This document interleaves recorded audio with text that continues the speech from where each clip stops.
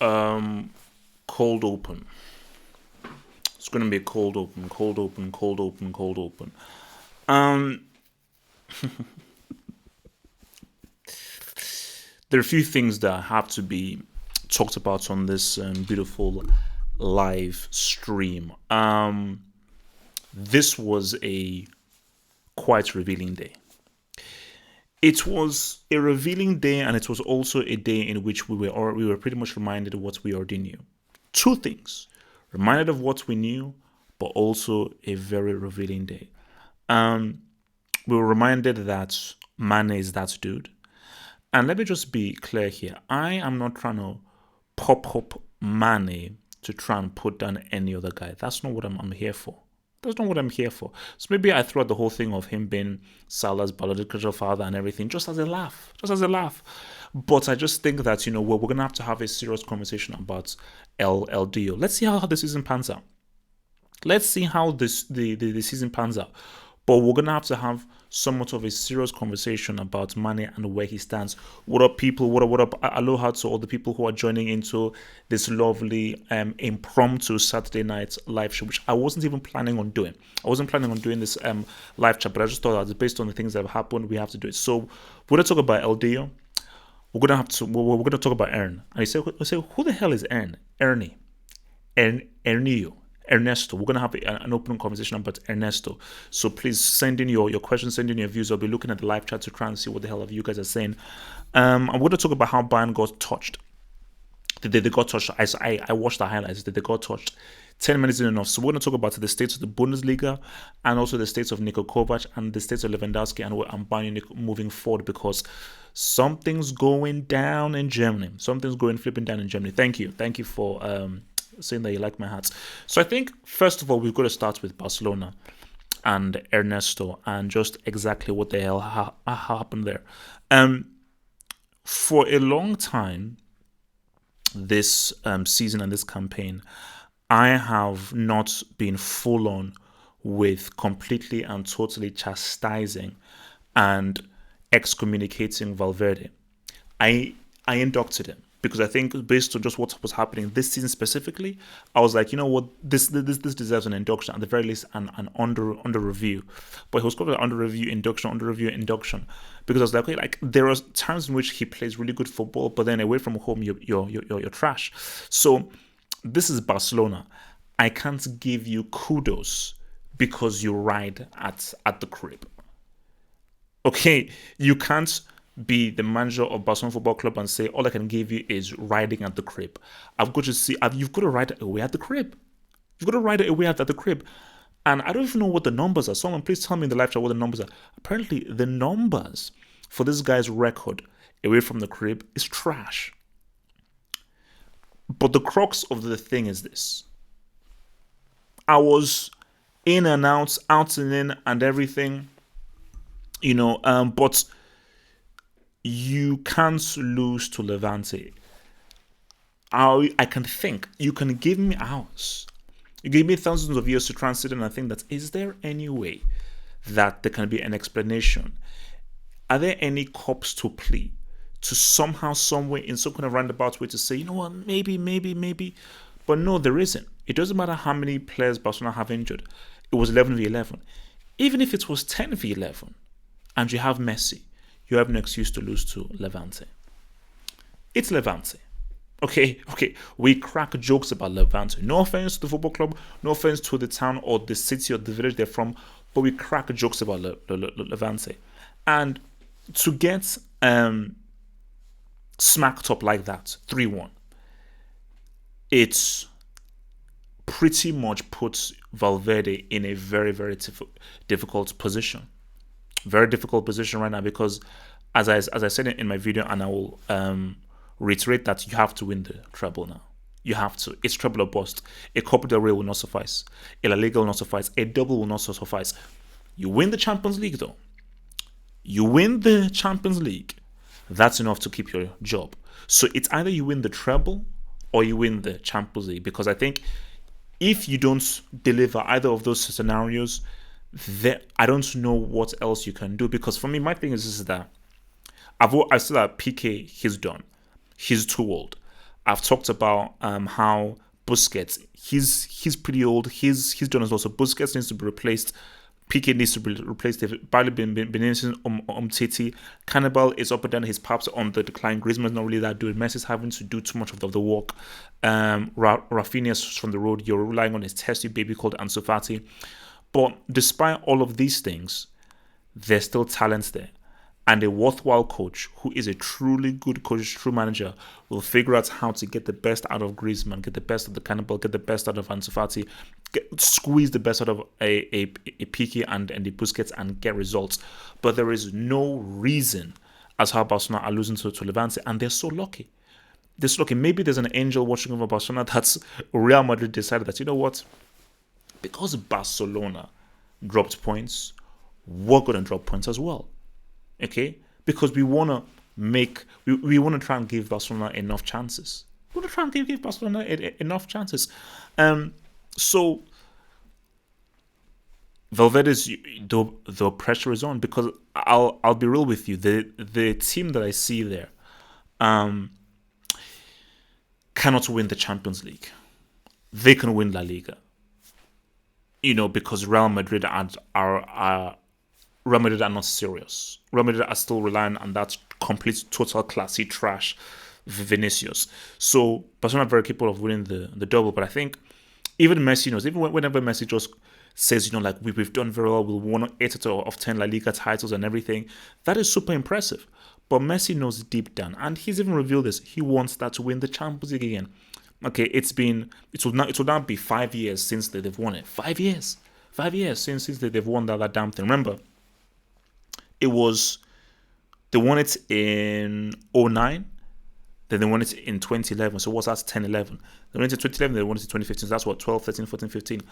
This is the biggest gap there's been since Barcelona have won the Champions League under Messi's tenure, when he first won it in 2009. So even if they win it this season, it would have been the longest gap that they've waited, i.e. 5 years. So 100%, 1000% he wants it. But a team that loses to Granada, a team that loses to Levante, I don't know whether there's a strong enough argument that they can go all the way. If PSG have Neymar and PSG have their heads screwed on, PSG beat this team. Juventus beat this team. Liverpool beat this team again.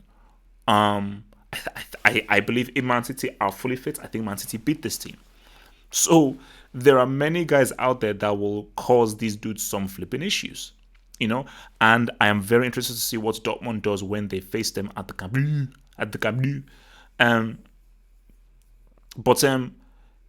Look, as I said again, Val, I see it for me, as I said again, I don't like where the manager takes sole responsibility. You are still out there on the field. You have the ball at your feet. You are out there, and you as an individual can still make a difference. There is never ever a scenario. There's never really is a scenario where it is 100% the manager's fault. Never, because at the end of the day, the manager isn't playing on the field. But I think in the situation of Valverde, much of the blame is down to him, because you cannot tell me you cannot figure out a way to tactically win, to get your team in the best possible way, to defeat Levante. Because trust me, if your team is tactically prepared, this Barca team can't lose to Levante. They can't, because they have too much talent. There is too much talent in this Barca side for them to lose to Levante. So even if Levante score once or twice, Barca should outscore them. They should outscore them. So Valverde, he's under serious pressure. But my thing is this, though. Even I'm putting it out there. So let's just paint the scenario. Let's say Valverde gets sacked now. Who could come into Barcelona with this team, and take them to the next level, take them deeper in the Champions League? Because I know a name that people always like to bring out is Ten Hag, and so forth. Are you sure that Ten Hag coming in will make these guys dance?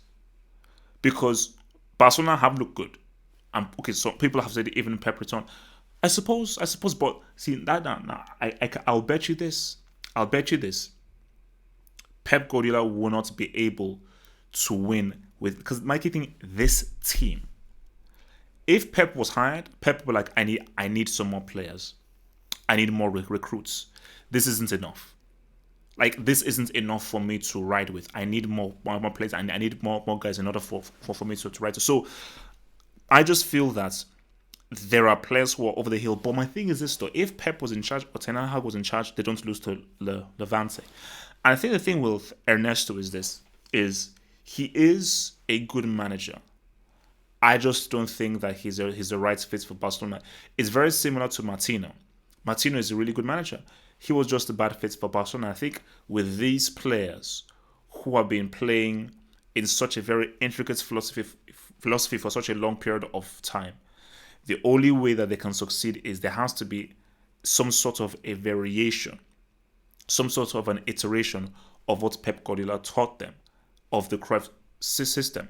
I think Valverde is too far removed from what it's about. I think for Valverde, whenever Barcelona have looked very impressive at the Camp Nou, I think it's pretty much just Valverde just say, look, man, just go out and play. I don't think Valverde is truly, intricately, specifically coaching them in triangles, passing, and movements in the ways that they've looked impressive at the Camp Nou.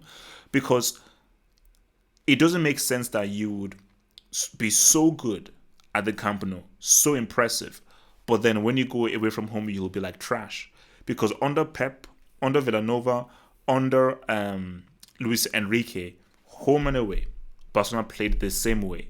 Home and away, they looked impressive. So obviously, away they maybe played a more counter-attacking system, but they still dominated possession, and they still beat teams, smacked them up in the same kind of way. But that same kind of flow, chemistry, and movement, and that kind of ideology and personality isn't being carried on. Isn't being carried on. They say they need a Catalan, and perhaps so. So Luis Enrique is a Catalan. I think he is. I think he might be. So we'll have to watch him soon. So let's talk about El Dio. We'll be moving back and forth among some different things. I may even touch a bit on Chelsea and what your boy Tammy Abraham is doing, because guys, Tuesday is going to be big time.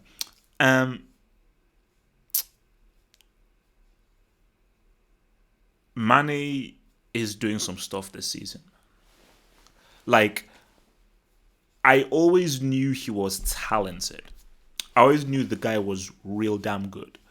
But the level that he's taking things right now, how he's been able to move things to the next level, I think has been amazing.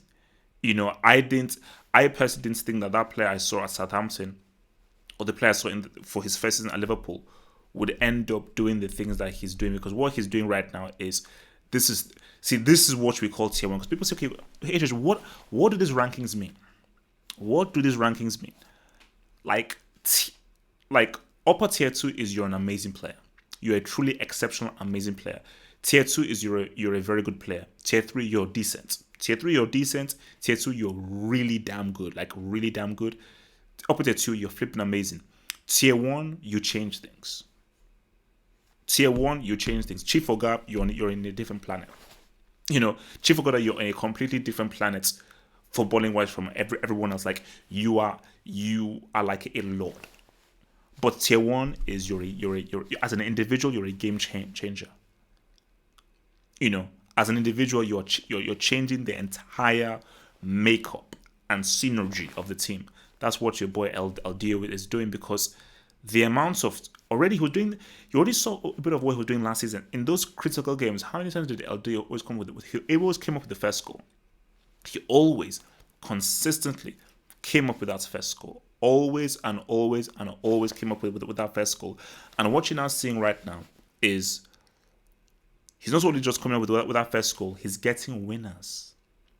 He's scoring the goal, or he's making a play that leads to a goal being scored. In some kind of way, he is involved in getting Liverpool these wins. So you just say to yourself that if you had put Mane in that 2002 Senegal team, they make the World Cup final. So imagine Sadio Mane, imagine El Hadji Diouf, imagine all those other dudes that were in that team. I think It's just like he's so lucky where he's in a team where it's just him and Koulibaly. That's it. And you've got that flipping class A brick Neong as your striker. So there's only so much that LDO can do if you have flipping Neong in your team, man. But I mean, like, this guy, what LDO is doing is flipping crazy. Now that's crazy. I just Liverpool 31 points, United. No, you must be kidding. No way. So Liverpool have 31 points and United have 13 points. 13? Oh my god. I mean, see, that's why I say for guys, you can't call it a rivalry, man. You cannot call that you could for United and Liverpool, like, all this stuff was okay. It's in the past, and it's been a long time. Like, guys, quit it. You can't call it a rivalry. Stop it.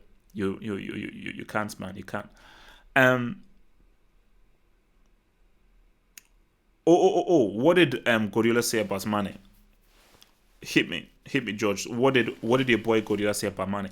But yeah, so I mean, look, I think that if everyone else in Liverpool steps up, does their thing, and Mane does what he does, maybe this might be the year that they can do this Premier League.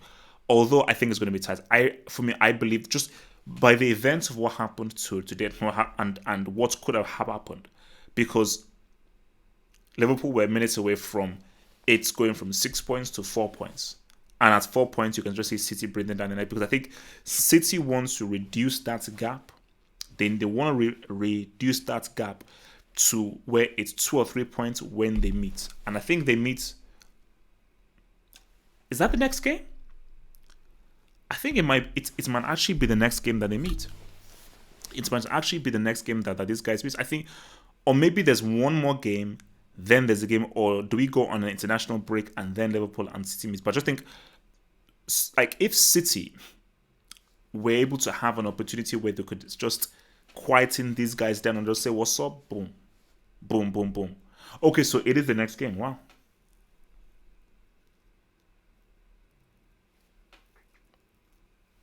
Interesting. So, okay, yeah, next game. It's the next. Yeah, look, huge. That's going to be huge. Because now imagine if Liverpool, I think that's why that was such a gut wrench to Man City, because imagine if Liverpool were able to, eventually Liverpool didn't get that win, and City were able to close that win down, it would have been huge. So yeah, man, I just think that, look, man, what LDO is doing is huge, and I think he has just sort of like reiterated the fact that he is Liverpool's most important attacking player. Firmino has his use, Salah has his use, Origi, don't sleep on that dude, man. Origi has his use. Origi's goal scoring talent is flipping amazing, and I feel that Origi's talents are being underappreciated. There's a reason why you say that dude. There's this dude, there's this other dude, then there's that dude. Man, LDO is that dude.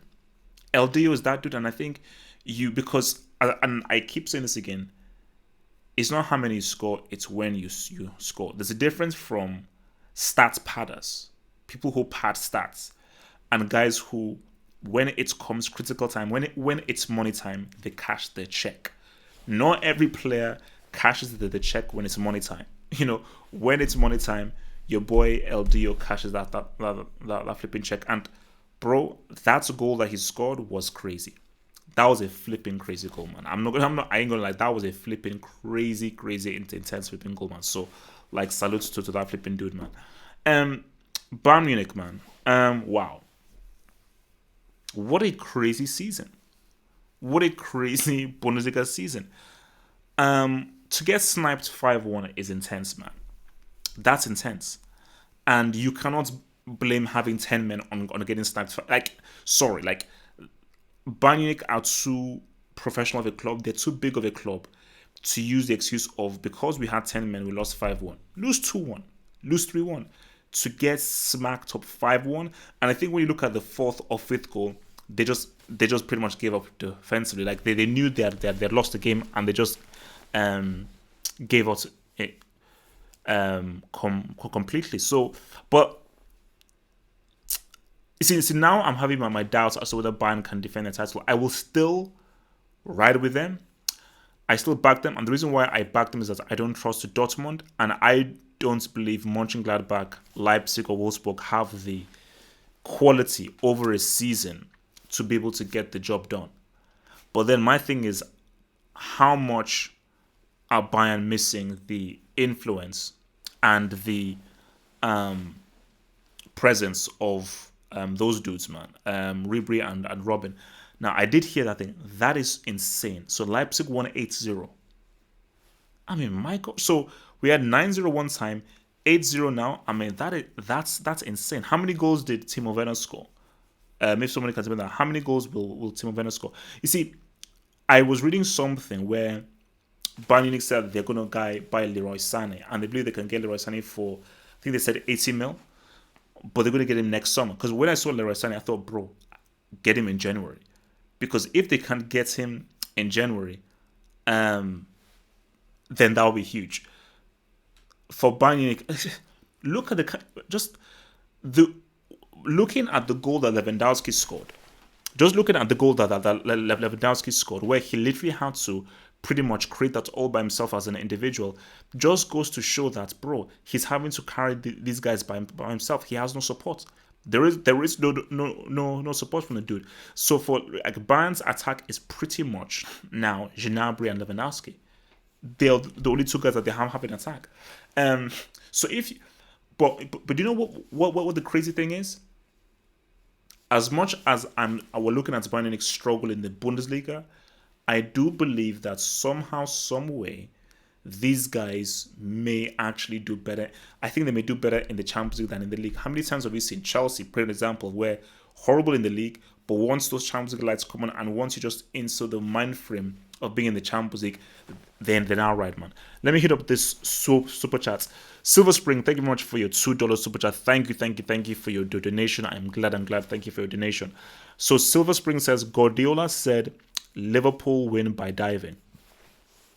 Now I'm not sure that he said that explicitly, but he's lying.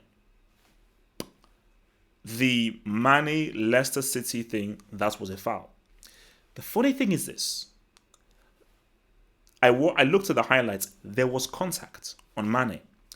He sold it too much and he sold it badly. So because he sold it too much and he was too theatrical, the referee just said boom. But I think if it was much more natural in the way that he would have gone over, because look, it's professional football, like, and I think this is what every defender should know. If you have any contact with any player inside the box, they will go down. That's just how professional football works. I don't like it. I don't think it's good. I think the game should be played a lot purer. But that's just how it's that's just how it's going to roll. That's just how it's going to flip and roll, man. But no, it's like, I mean, like, I don't think he said that, but I mean, no, like, the only contentious decisions was the Mane Leicester City one and the Mane Villa one. The Mane Villa one, he dived, and he got booked for it. The Mane Leicester City one, that was a foul. That was a flipping foul, man. So, but just Bundesliga just looks very interesting this season. It looks really interesting this season because I think for Bayern Munich, I'm not sure how much of a consistency they're going to have. I'm not sure how much consistency they're going to have. So I suppose Juve won. They didn't there because I saw that 1-0 crack. Juventus. They licked. Huge. I think that is huge for De Ligt getting that G. Because I think he's been given, I think, slightly harsh criticism from a lot of people, saying that this guy's not ready yet for high level football. He's sort of overhyped. He's making a lot of defensive mistakes, giving away fouls and everything. So just him getting that goal, and it's been the winning goal, I think that is huge, and I think that will help to boost his confidence and his morale going through, man. But look, man. I mean, Leipzig, man. Looking interesting, and you have to, because remember, see, like Timo Werner You guys said like he had a hat trick, which is very impressive. Timo Werner, like his coming out party was supposed to be the World Cup. That was supposed to be how he was supposed to ride and how he's supposed to really say, "Yo, man, I'm here." It didn't happen. I don't put all the blame on him. Joachim Löw is a brick. They're talented. We're a bunch of bricks. So you're just in a very bad situation. But I do believe that he's having a very big season, and if he ends up like, because I think Lewandowski will still be top scorer, but he ends up like near Lewandowski in the top scoring charts, I do believe that he will go. You know, I don't see him remaining at Leipzig beyond the season because I think people's eye sets are now on him. And there are a lot of teams that are now looking for just good quality strikers. Look at Barcelona. How many years does the Cannibal have? And I think if the Cannibal was to go and you bring in a Timo Werner, I think Timo Werner would probably work pretty well for Barcelona. You know, he may need to improve like his on-ball skills, but I think Timo Werner may actually work really well for those dudes.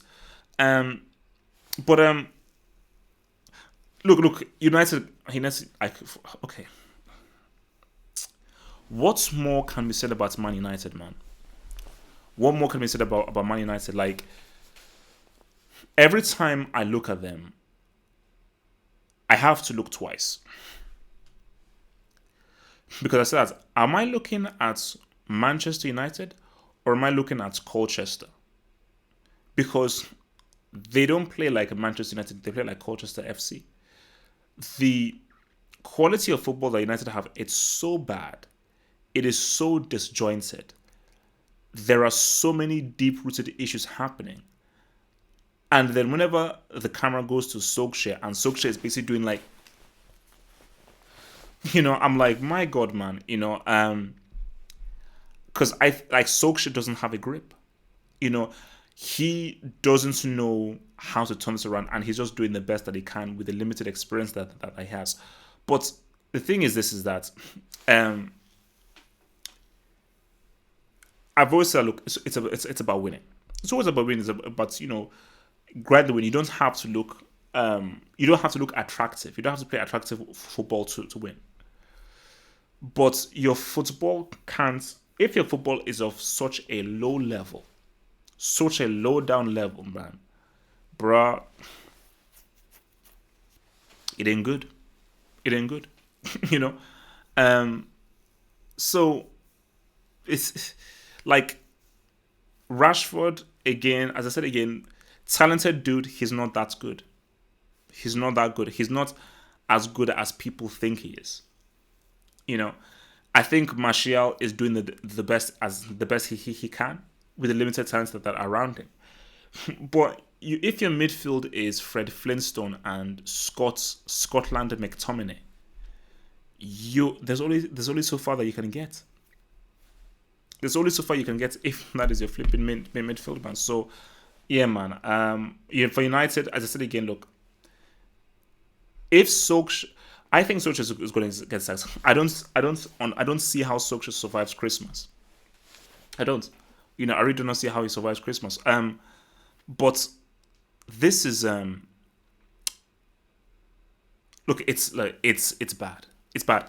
If Solskjaer remains at the job for the season, I think United finish mid-table. I think you're looking at 8th, 9th, 10th. I don't see 2 or 3 wins in his team. And even because remember, Pogba 100% in his mind is, how do I get out of this situation? How do I leave this situation? That's already what he's thinking, because Pogba must be looking at this team, their performance, and be like, my God, how am I going to be coming back to this? And I think it would be such a downer. So how to motivate himself when you're coming to a team who are now languishing in 8th, 9th, 10th, 11th with what apparently 13 points. It would be hard to motivate yourself. Remember, how do you go from winning the World Cup, talking to Zidane on the beach in Qatar, and him saying, I want you to come to Real Madrid? How do you go from that to Manchester and you can't get wins against Bournemouth? I mean, my gosh. But guys, look, man, let's talk about Chelsea, man. Let's talk about Chelsea. What can Chelsea do this season? What can Chelsea do this season? Also, guys, you guys saying that Saudi is coming in with the money. Money doesn't equal success. This is a PSG Uber Eats situation. Premier League and the Uber Eats. The money will help. The money will definitely help, but it will not automatically relate to you guys winning the flipping Premier League. No, no. You have to build properly. But look, man, for Chelsea go for the title. It's a three horse race. It's a three horse race. I think we have to accept that it's a three horse race now. Oh, with all due respect to Leicester City and everything, you're not involved in this conversation. I think Lampard and this team are putting people on notice. Remember, they are on the outside. These guys are on the complete outside. So, and because they're on the outside, the focus are on these two guys. But guys, this is a three horse race. It's a three horse race. All Chelsea need to do is keep those W's up. They will slip.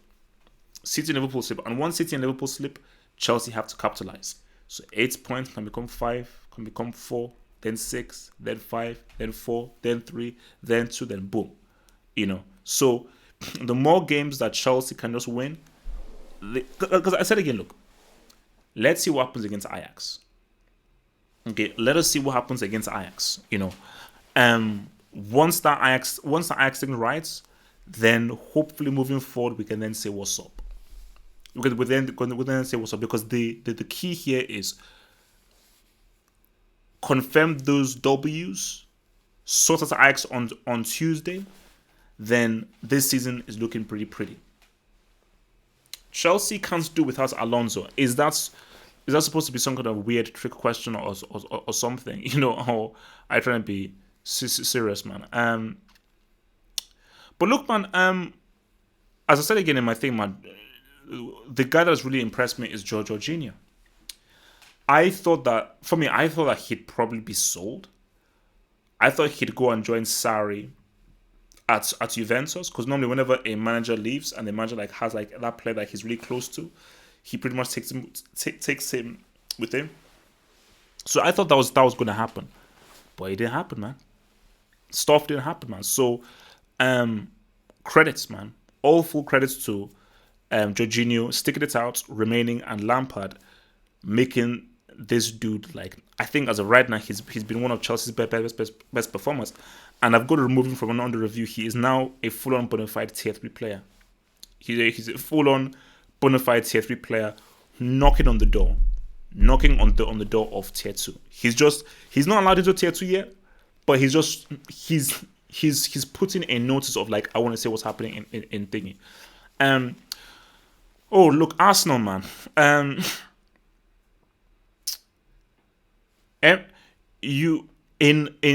I can't believe that we're in 2019 and there are managers who get paid thousands that don't have a plan B. Thousands. Because I was looking at that Arsenal game. It was like a basketball game. And it doesn't need to be for 90 minutes. It can be a basketball game for 20 minutes, for 25 minutes. It doesn't have to be a flipping basketball game for 90 minutes. But Arsenal are missing a central midfielder. And I think even Devo even says, when I said this to him, they never replaced Vieira. One of the best central midfielders of his generation. One of the most complete central midfielders of all time. They never replaced Patrick Vieira. You do not know how important it is for a team. I think even this goes without being said, how important it is for a team to have a good old central midfielder. It's and I always use this guy as an example. One player who I will always have in my team, William Carvalho. William Carvalho is a player I will always have in my team. Yeah, bro, I mean, is Emery on drugs? Why would you take off Torreira? A central midfielder who's got great defensive quality and who's very physical and will fight for those scraps. Why would you take him up for Saka? You're winning the game. You're winning the game 1-0. But just because when I look at Arsenal, it's there really isn't any true organization. And you see, this is where it's bad management. Because what I see here is Emery has a very distinct philosophy. And because I used to watch a bit of Sevilla, it is pretty much very similar to how he wants Sevilla to play. That ball always goes forward. Everybody pushes forward. And there's just a constant intensity of really trying to really like a war of attrition.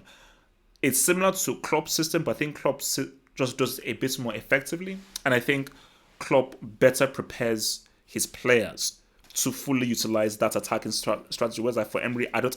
It just seems as if I'd like to know what they do on the training pitches because I don't think they've really fully mastered what it is they want to try and do on that pitch. And look, bro, I feel sorry for Aubameyang because he says that it doesn't matter how many goals that I score, man. We will always be let down by our defense. So I'll keep scoring, I'll keep scoring, and someone will get let down by our defense. And I think until two things. Okay, but it's like, look, I have to say this again. I warned you, Arsenal fans, about David Luiz. He's a really good football player, a very talented, naturally gifted football player. He is a defensive brick. He's a defensive brick. And now you're seeing how this dude is a flipping the defensive brick. He just doesn't know how to defend, man. So, yeah, man. So, look, man, just to round off, look, man, if you have any questions, send those questions over. Like, last 5 minutes here. Last 5 minutes, because I've got to wake up early till tomorrow. I've got to be in the office tomorrow. So, any questions, send them my way, man. Send those questions my way. And if you're around here, remember to join up and become a patron member. Become a patron of the Half of Football Hut. The link is in the description box below. Support your boy and gain access to lovely, beautiful, extra content, man. Become a loving patron, baby. Oh gosh, what the hell did that happen? So yeah, man, send your boy those. What instruments do I play? I can play the Nigerian national anthem on the piano. So I basically I am self-taught on the piano. I am self-teaching myself on the guitar. Basically, you know all that music that I do, like the intro music for the Half of Football Hut and all that music that I did, that was me. You know, I used a piano to do that, man. So,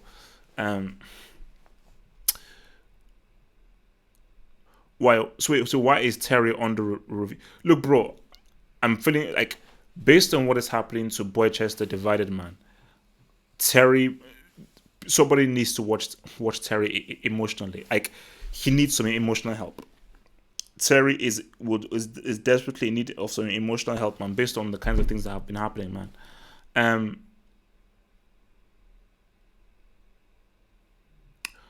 Oh, Arsenal not beating Leicester City, and let me guess, that's away from home. If Arsenal playing Leicester City and it's away from home, bruh, not looking good, man. And yet, like, if results continue not just to go Arsenal's way, because look, remember, Chelsea won, Arsenal drew. Chelsea are now already creating a little gap away from them right now. It ain't looking good, man. It ain't looking good, man.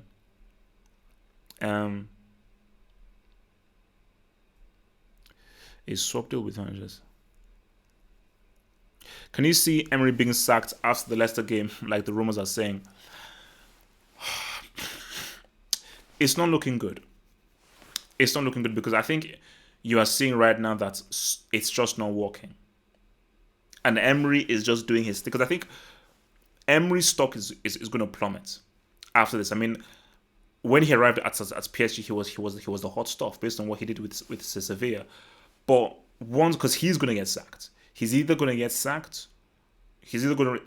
Actually, no, he's not going to resign because he wants the cash. So he's either going to get sacked, or you're going to see out his contract. I believe his contract runs out at the end of this season. So what Arsenal may do is, you know what, this season is a write-off. Let him run out his contract and whatsoever. But or what if, and this is just me being HH the conspiracy theorist, what if Emery is trying to get sacked because he knows his contract is going to run out, but the only way that he gets a severance pay is if he just intentionally just makes Arsenal look bad. Because that is the only reason why. Because trust me, man, human beings are tricky dudes. Because it's the only thing that would explain the nonsensical substitutions he's making. He's trying to get himself sacked so he can get that severance pay, similar to what Conte did. So James says, "Where are the Chelsea haters?" No, people need to apologize to Tammy Abraham. They need to really apologize because after that's performance against United and how he missed those chances against Liverpool, everybody was slating this dude. People insult me for even comparing him to Drogba and everything. Bro, I'm still not saying he's still in no Drogba. He's still in no Drogba. But say this right now, man. This guy's eye. And compared to Rashford, with all of the hype and fanfare that Rashford has had aside, he's the young English striker that people should be looking to. Tammy Abraham has done more this season than Rashford has done in his entire career. Tammy Abraham has made a bigger impact this season than Rashford has done in his entire career. So Tammy has pretty much retired Rashford. So, like, he's just living off media hype. And Rashford, he's a nice kid. And he is a talented kid. But he's just been overhyped. And I think the English media does have this tendency of just really overhyping dudes, man. Oh, word. So, apparently, I still have to pay $6 million to terminate Emirates' contract. Guys, do the math. Do the math. Are you telling me that if there's a potential to get a $6 million payday, you won't intentionally try to tank a season? Come on, bro. Oh, guys, by the way, man, I was thinking more about Terminator Dark Fate. Horrible movie. Movie's crap. Like, because I just had time to allow it to sink in and everything. Horrible film. Absolutely and utterly horrible. A disgraceful movie, complete piece of crap, man. How they treated John Connor, what they did to John Connor in that film, horrible, absolute horrible. And this is my advice to you, humble H8 advice: do not, under any circumstances, do not go and watch Terminator Dark Fate. Because I think it's already tanked at the box office. But let me just tell you right now, do not, I repeat, do not watch Terminator Dark Fate. Okay, save your time, save your money, and just watch something on Netflix instead, man.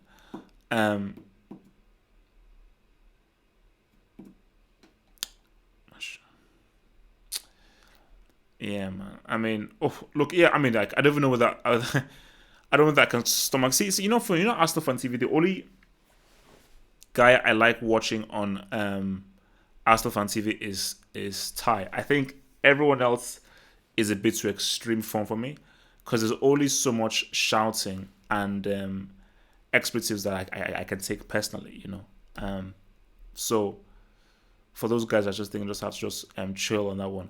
All right, guys, look, man, I think I'm gonna be out of here, man. So I will see you guys on Sunday.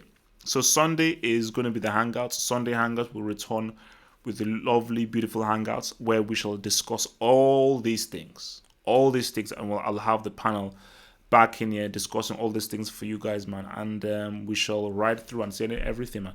Peace through, stay true, and Tamila is a flipping brick.